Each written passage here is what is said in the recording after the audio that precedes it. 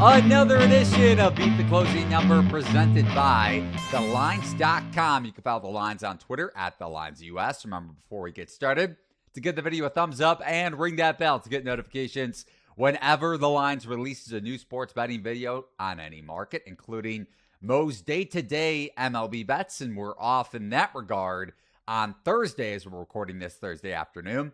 We'll be back with a Friday edition of some of Mo's favorite baseball bets for the last weekday card. And then we head to the weekend and maybe a little bit of a look ahead to some of the series, but we'll do that with our guest right now, as well as some MLB futures conversation in general. He is Jim Sannes. You can follow him on Twitter at Jim Sannes, senior writer and host of Solo Shot, along with the NumberFire MLB betting community in general, which is a part of the FanDuel umbrella. Also does his fair share of NASCAR work for NumberFire. Wears a bunch of different hats, essentially. How are you doing today, Jim? I am all good. How are you doing, Eli? Thanks for having me on. Yeah, it's been a while, and I know, Mo, this is your first time talking with Jim, at least podcast-wise. You used to work with, Jim used to work with our boss, as Mo said before the podcast started, our boss's boss's boss, Brett Colson, who is one of the lead guys with the Lines at Catita Media. So everybody essentially knows everybody in this sports betting space. But with that said, Jim, it is your first time on the Lines Podcast Network, and you do a bunch of different work, like I mentioned, not just with baseball, but NASCAR as well. You're very heavy in the NASCAR betting community too. So for our listeners and viewers that haven't heard you on any podcast, or especially with the Lines, how did you get your start in sports betting, and maybe a driver just for people that are interested in the NASCAR betting market this weekend? Yeah, for me, it started because I just liked numbers a lot. So I've been a sports fan my whole life, and I developed this love of numbers, always been fascinated with them, and those translate pretty directly into daily fantasy and betting stuff. So having a way to take my interest in numbers and translate it into something that can actually get me money was pretty attractive to me personally. So that actually was a pretty smooth transition. And then just kind of, finding different ways to apply it and hopefully refining different models, making them better, back testing them, making sure I'm not losing money and stuff like that has been a pretty fun process for me. So honestly, I think that the NASCAR stuff is probably my strength if I had to, look at my, if I'm looking at trying to self-analyze and stuff like that.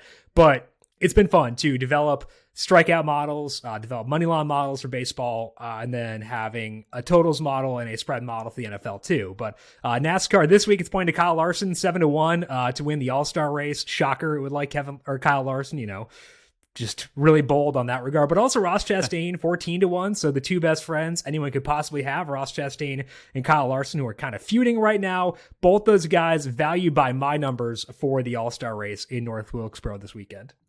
That's how you know it's going to be a podcast. We got a couple bets on the board less than 4 minutes into the episode. And like Jim mentioned, I also hit on this at the beginning with Jim's work on the Solo Shot podcast. I think that's every weekday morning, right, Jim?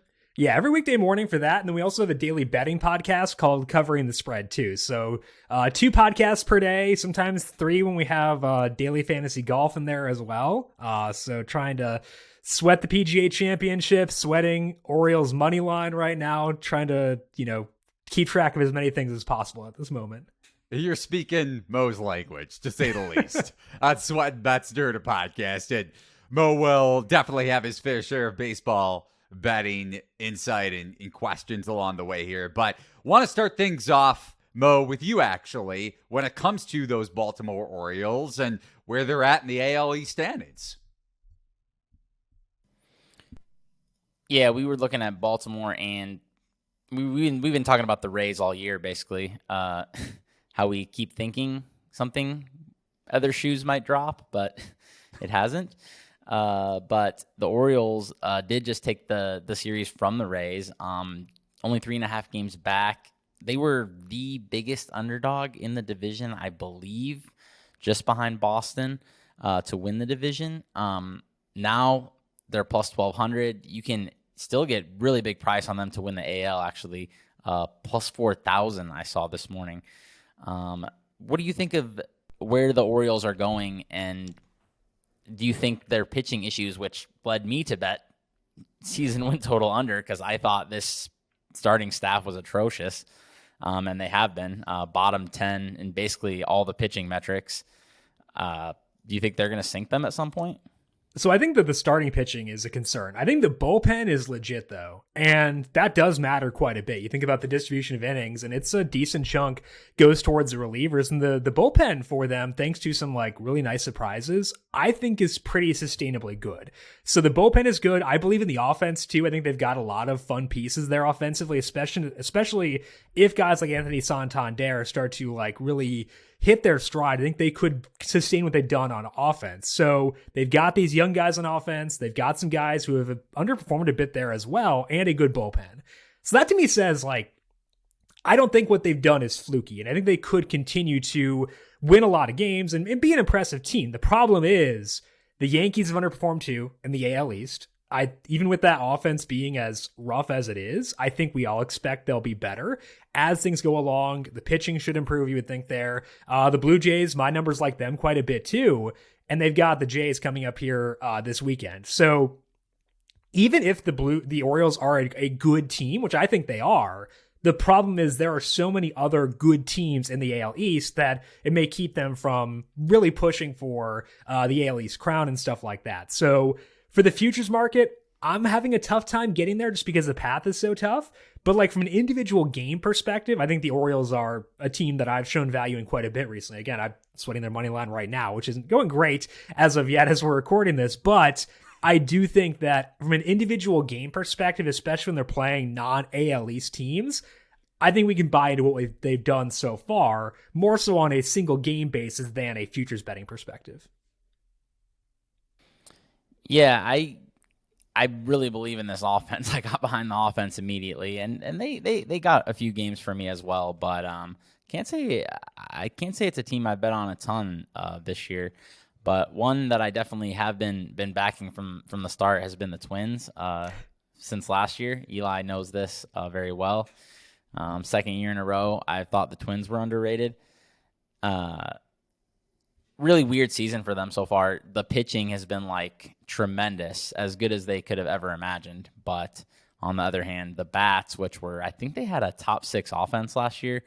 It's like league average so far this year. Anything you seeing from the Twins that's making you lean one way or another as far as if they're overvalued or undervalued? So I think the starting pitching is legit. I feel pretty good about that. Even guys like Louis Varland have had pretty good underlying numbers, which is a shock to me. Honestly, if watching Varland last year, wasn't super impressed, but he's looked good. I think that you look at the changes that Sonny Gray, Pablo Lopez, all those guys have made to their pitch mix this year, specifically adding sliders and stuff like that. It's been good, and I think that that's going to stick. Offense, I think, will improve. Carlos Correa should get better, and Alex Kirilloff, now that he's healthy, I think that's going to be a big catalyst for this offense too. The problem is their relievers are all hurt. We saw that in that Dodgers series where they have issues at the back end right now. It doesn't seem like they're all long-term issues for the relievers, so that should get better. And when they're all healthy, when their bullpen is healthy, it's a very good bullpen, but they're not there right now. So I think for the Twins, if you want to invest in them from a futures perspective, I'd wait, because I think they could be in for a little bit of a bumpy ride here while the bullpen is banged up. Once the bullpen gets healthy, though, if you see Correa's advanced numbers start improving, that's when I'd want to buy in. So I think maybe you can get a better price later on. I broadly believe in them because I think the starting pitching is actually good. But I think that in terms of timing the bet, I think that you might want to wait a bit just because the bullpen is, I think, going to be a pretty decent issue for the next couple weeks or so at least. And I want to stay in the AL Central because it really is comparable. I think you're a Minnesota sports fan. Correct me if I'm wrong, unfortunately, Jim. Yeah. But for better or worse, you got the T-Wolves exit early out of the NBA playoffs. The Vikings are who we thought they were. But Matt Brown, our guy Matt Brown from the Lines.com, did cash his fair share of lucky bets. Mo and I will go to our graves with that notion. So in the AL Central, though, Mo mentioned that he has been on the Twins the last couple of years. I think he got around, Mo, you can correct me if I'm wrong as well, plus 280, something like that on Minnesota to win the AL Central this year. They're now as low as minus 350 to win the division. To Jim's point, despite the bullpen issues, but that's also just because this division is so bad. With that said, though, Detroit, which has surprisingly, considering one of their big offseason pickups last year, Eduardo Rodriguez, struggled mightily last year, along with Javi Baez. Both of those guys have performed well, at least Rodriguez pretty much the entire season, Baez ever since he was called out by AJ Hinch, the former Astros, now Tigers manager. But I digress. Detroit, 3.5 back in the AL Central. Cleveland, 4 back. And Jim, I don't know if you remember this from last year, but Cleveland could have been had around 10-1 to win the AL Central going back to June. Guardians then went on an ambush. Minnesota's lineup faltered. That had a ton to do with the Buxton injury, certainly. But if you look at the AL Central betting market, like I mentioned, Minnesota, a clear-cut favorite at this point. Cleveland around plus 340. White Sox, I don't know if we can make anything positive out of what's going on in Chicago, so I'll just kind of move past their number. Detroit, 22-1. So maybe you don't have a big-time notion when it comes to this division and investing in any other team outside of Minnesota, like you mentioned, at the right price, at the right time. But do you think Cleveland or Detroit could catch the Twins in the AL Central long-term? I think the Guardians are probably the biggest disappointment so far this year, honestly. And it's not just the offense. The offense has been terrible. But I think that's not a total surprise because last year they were so dependent on just scrappy hitters scrapping away and stuff like that. But the starting rotation has been awful. Shane Bieber, I don't know if he's reached an age cliff or what that might be, but has not been the typical Shane Bieber. And their depth guys haven't paid off either. They're demoting guys to the minors justifiably. I think the Logan Allen's pretty good, but you can't really get by with one piece. So unless their offense finds something, which it hasn't yet, unless Bieber turns things around, I don't have a lot of faith in the Guardians.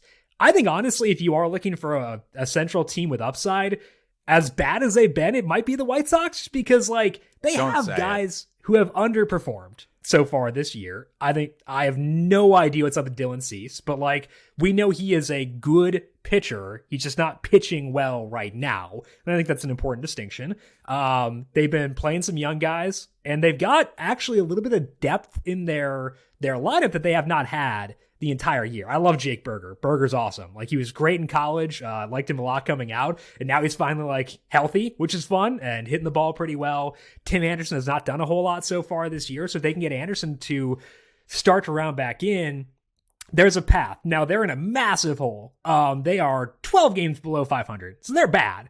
But I think that there is at least a path to them being good. Is that enough for them to win the Central? Probably not. But I think that they could be a team that I've actually been on them quite a bit here recently from a money line perspective. Had them last night. I believe I have them today, if I want to check on that as well. Not today, but I had them last night, but the past 2 nights actually. So my numbers have been slowly buying back into the White Sox. I don't think they can win the division, but they could be a team that does present some value because they were so bad, but are, I think, finding their footing at least on offense and have some pieces in the rotation who could work out okay.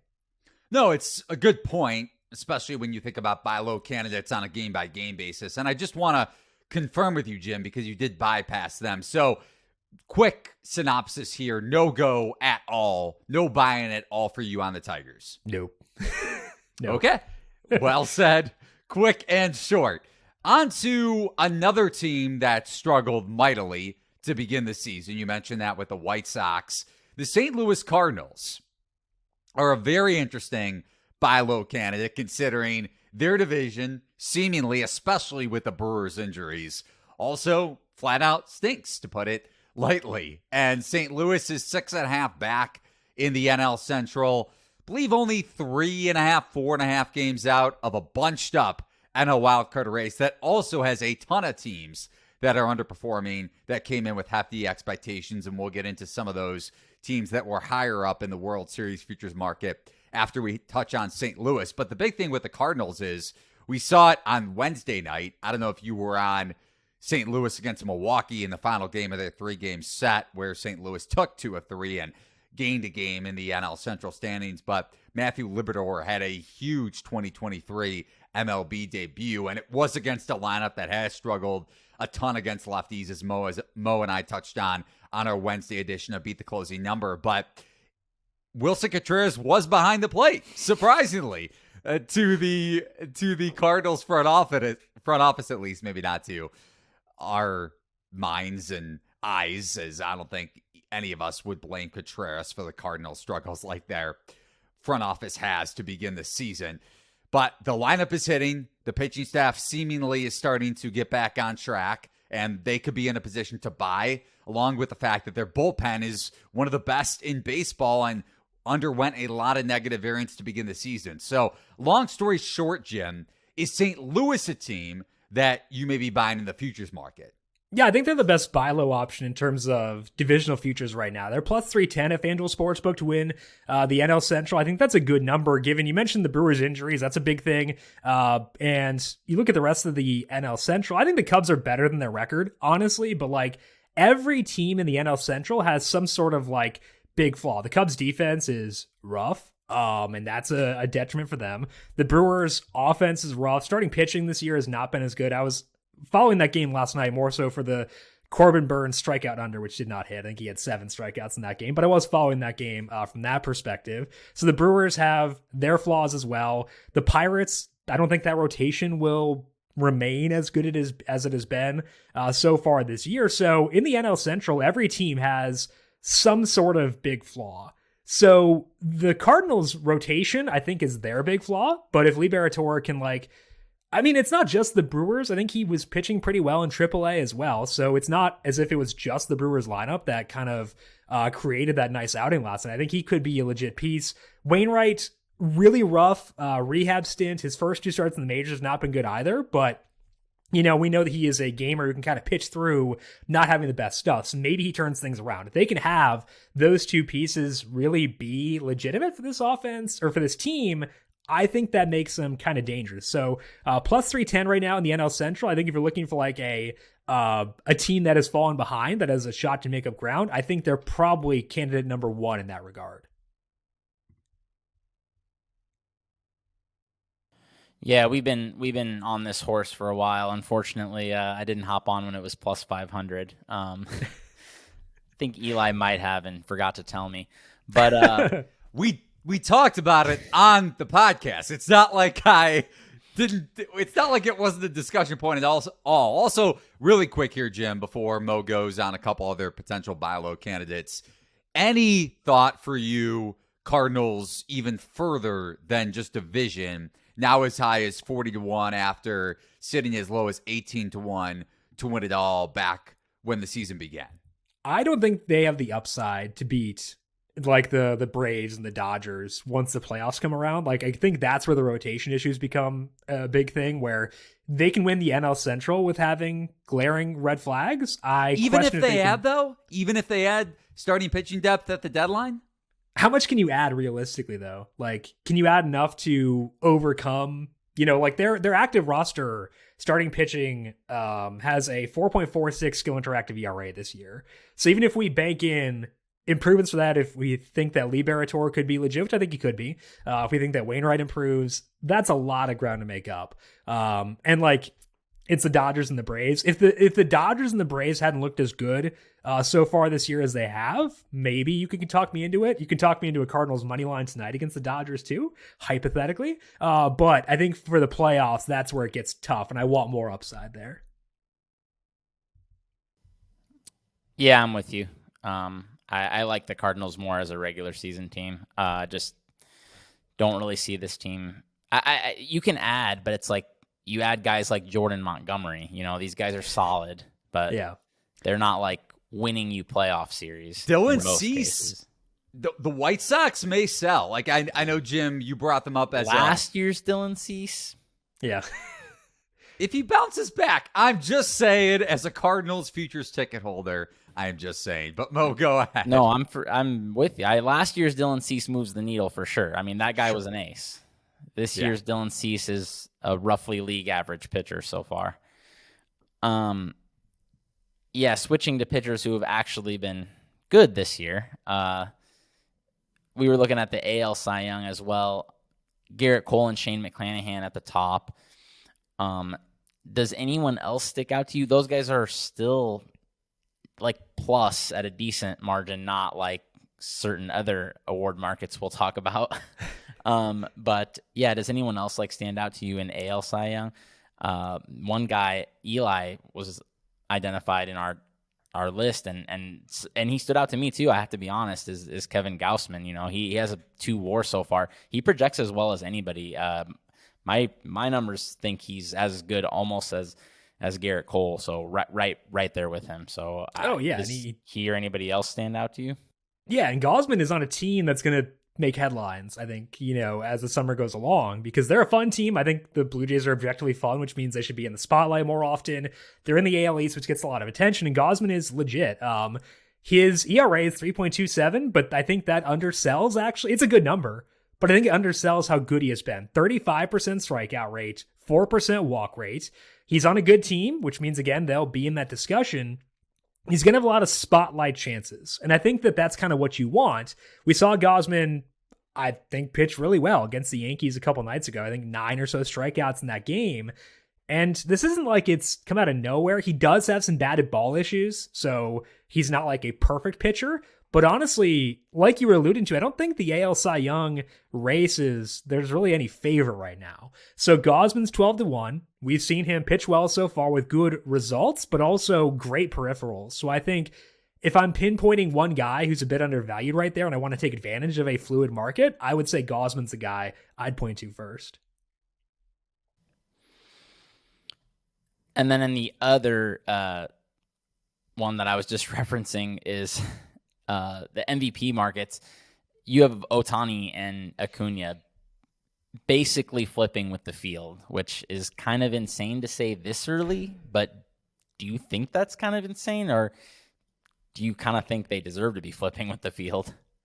I think that with how well they've played and how easy it is to envision them to continue to play that way, it makes sense. That doesn't mean that like you need to avoid those markets, because injuries do happen, especially like it's so hard for me to comprehend how durable Ohtani has been, given how much wear and tear there should be on his body. And we are still in May. So like, I think every year Ohtani is healthy, if he like makes it through the year and is okay, he should be the MVP. Like that's just how it should be. Like he's the most valuable player in baseball. So like if he makes it for the full year, he should be the MVP, but injuries do happen in baseball. And so I think that there's at least leeway to potentially bet into these markets. Now, the problem is, let's say you hypothetically say, I want to fade Ronald Acuna. Who do you do it with? And I can't answer that question. Like maybe Paul Goldschmidt, if you kind of take the Cardinals angle and say, okay, they storm back, win the NL Central. I could envision that. But like, I can't pick anybody in the NL to defeat Acuna.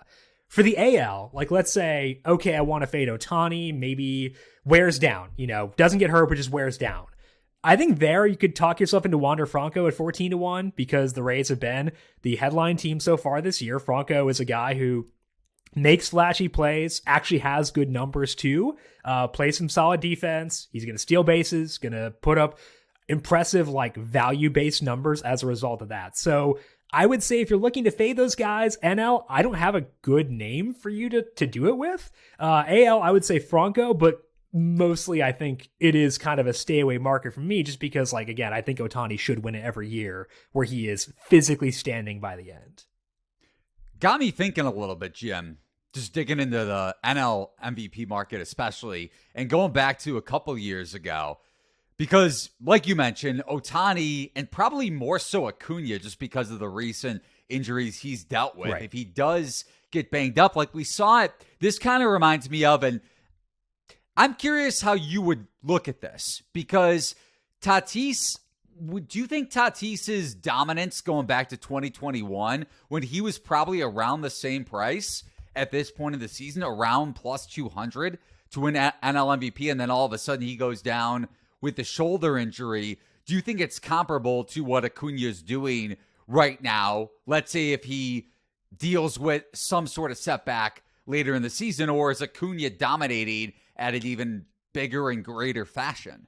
Well, I think that the injuries you mentioned are kind of like the key point there, where I don't think he's going to, like, from a quality of play perspective, I don't see him falling off. I think it would have to be an injury of some kind to take him down, but he's had 2 different scares in the past 10 days or so, shoulder and then I think a knee in there. So, like, it's happened, and he plays really hard, and he does, like, violent acts, like defense, base running. Those are, like, violent events. So, like, you do, as a Byron Buxton truther, I believe me, I know how violent those things are and how often they can lead to injuries. That leaves itself open to more variance. So, like, I think there is a path. So let's say you like someone in the NL. Could be maybe like Sean Murphy. I don't know. Like, he's been awesome for the Braves, plays for that same team. So I think they'd be good even without Acuna as far as, like, actual on-field product.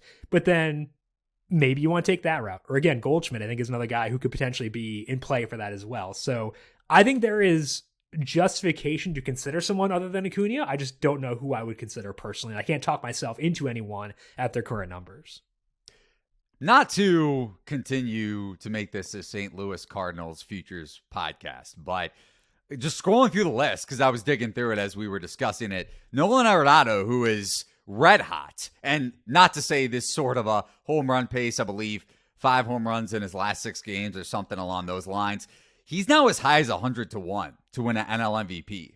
And not that I'm placing that bet right now, because I do think it's Acuna and then the field, and it would take an injury, and that's not the sort of a bet I'm looking to make just based off of variance in the past. Although some bettors may feel differently, but Arenado is a name just because he was among the favorites entering the season, and we're seeing his bat come alive like it should. And players go through rough stretches, and he just happened to go through a rough stretch in the middle of April till beginning of May to mid-May-ish. So that may be a name worth considering if you're looking for a super buy low candidate, at least from a numbers perspective. But again, I digress about my love for the St. Louis Cardinals this season. Jim, how about another couple teams just sticking in the National League that have underperformed in a big way? Like, you brought this up at the beginning with the Mets. They had a big-time comeback against the Rays. Mo also touched on this with Tampa Bay potentially being a sell-high candidate on a game-by-game basis, just depending on the matchup. That hasn't really happened just yet, but the Mets got the best of the Rays last night in the latter innings. I believe New York was as high as 14-1 or somewhere around that figure if you were looking to live bet the Mets and take a long shot single game on Wednesday night. But Mets and Padres were 2 of the favorites entering the year to win it all. And New York, I believe, has dipped to, let's see here, my number's at 20-1, the high point on the Mets to win the NL Central, or to win the National League World Series for that matter. And the Padres, another team that has underperformed mightily, and actually both have really struggled with runners in scoring position, especially when you look at runs scored and total bases. Padres are doing so at a very, very unlucky clip, and with that lineup, you have to wonder if they see positive variance at some point in the very near future, potentially a buy low candidate in a sense on a game-by-game basis, although them versus the White Sox is very different considering their price points in the market. But big picture here, San Diego or New York, if you had to bet one team is a buy low candidate, quote-unquote buy low candidate in the World Series futures market, which one would it be, if either? Mets by a wide margin. I have a lot more concerns about the Padres long-term than I do about the Mets. Like, they have the Padres, both teams have volatile rotations, but it's for different reasons. The Padres just have, like, guys who can be healthy and bad. And, like, that's a concern for sure. And we've seen a lot of their volatile assets hit the bottom end of the range of outcomes. And that's on top of the offense underperforming thus far. So they have multiple red flags. For the Mets, like, it's just the starting pitching. If they can get that figured out, get those guys healthy and keep them healthy, which is a big if. But, like, I think they have more upside to do that than the Padres do. So the Mets offense, I think, is pretty legit. Brett Baty, he hasn't had the results yet, but I think that is something that could happen here pretty quick based on his expected WOBA, based on his barrel rate and stuff like that. I think that Baty could turn things on here real fast. And then they'd have the offense. Their bullpen, despite I know Edwin Diaz has been very good this year, their defense is pretty solid as well. So they've got a lot of pieces. They just need that rotation to be somewhat healthy, which hasn't happened as of yet. So I think the Mets have more building blocks for ceiling than the Padres do, and the Padres have more red flags right now. So between those two teams, to me, I would say definitively Mets as being the preferred team to buy low on in the NL. That surprises me. I like the Padres lineup a lot, so I cannot believe they're going to keep being as bad as they've been. But I mean, Soto's already started to turn around, so that's fair. Yeah, he's been great. He's already started to. Yeah. One more NL award we wanted to see take your temperature on. What about Rookie of the Year? We were looking, and it's looking like a 2-horse race at the moment with James Outman, who has been just an absolute superstar for my hometown fantasy team. And then Corbin Carroll, who has been a menace every time I fade the Diamondbacks. I swear I've never seen anyone get him out. Yeah, either of those two guys a little more of a favorite to you, or is there anyone down the board that you think has a shot? Yeah, so I think that both those guys are legit, and I think they should stay pretty good, so I'm not like actively looking to fade them. But I do think there's value in Beatty. I mentioned before that his underlying numbers are really good. So you look at his expected numbers at Baseball Savant. His expected WOBA is 373, which is sick. His actual WOBA is 319. He has a 53% hard hit rate with a 9.8% barrel rate. The barrel rate's a bit lower, not as big of a fly ball guy, but I think that like the underlying numbers here say he's been hitting the ball really hard, but hasn't had the results yet. And that's on top of the fact that his plate discipline numbers are very good, slightly better than average strikeout rate. He walks about at a 10% clip. Those are great. So you add on better batted ball luck to those plate discipline numbers, that to me says he could go on a tear here very soon. The one concern with Beatty is they did sit him against a lefty last night, and if they do that more consistently, which they could, they've got the players on the bench to do that.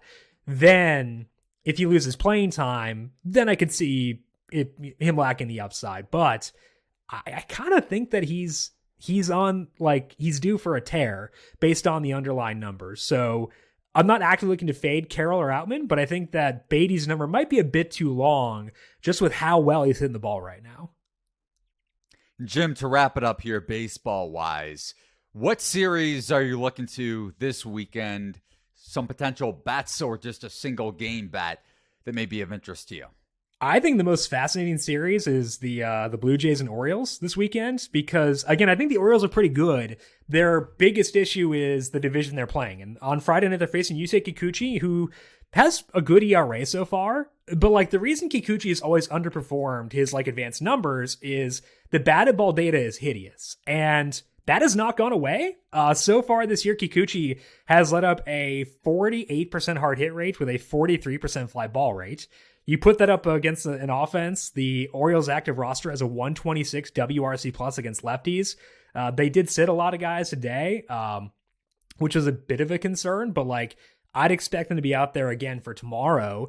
And Kikuchi is fun, but my goodness, like the warning lights are still flashing there. And to me, that says I think the Orioles could do some damage in this series against a team that my numbers like a lot in the Blue Jays. So I would dig into the numbers. I think that the Orioles are a team that I do believe in. I believe in this offense. Kyle Gibson, not a guy I want to buy into necessarily as a starting pitcher, but I think that Kikuchi's downsides may be undersold by the result he's had so far.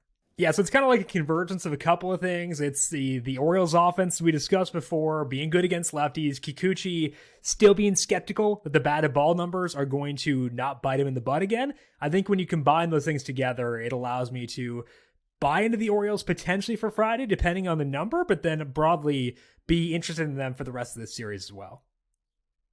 That is Jim Sonis. You can follow him on Twitter at Jim Sonis, just by his first and last name, senior writer and host of the Solo Shot podcast, along with many other podcasts over at NumberFire and a part of the FanDuel umbrella, focusing on MLB, DFS, and sports betting as a whole. Jim, last question for you on sports betting. Do you believe Chase Audige will return to Northwestern. I'm just kidding. We'll do that another time. For listeners that are just checking out this podcast on Apple or Spotify or wherever you listen to your podcast, Jim has a Northwestern hat on. So had to throw that in there. Boo Booey is back. We do know that. But I forever hate the Northwestern Wildcats led by Chris Collins. But for Jim, for Mo, for myself, Eli Hershkovich, follow the Lines on Twitter at the Lines US. Thank you for watching and listening to another edition of Beat the Closing Number. Remember to head over to play.thelines.com for your chance to win a $25 Amazon gift card daily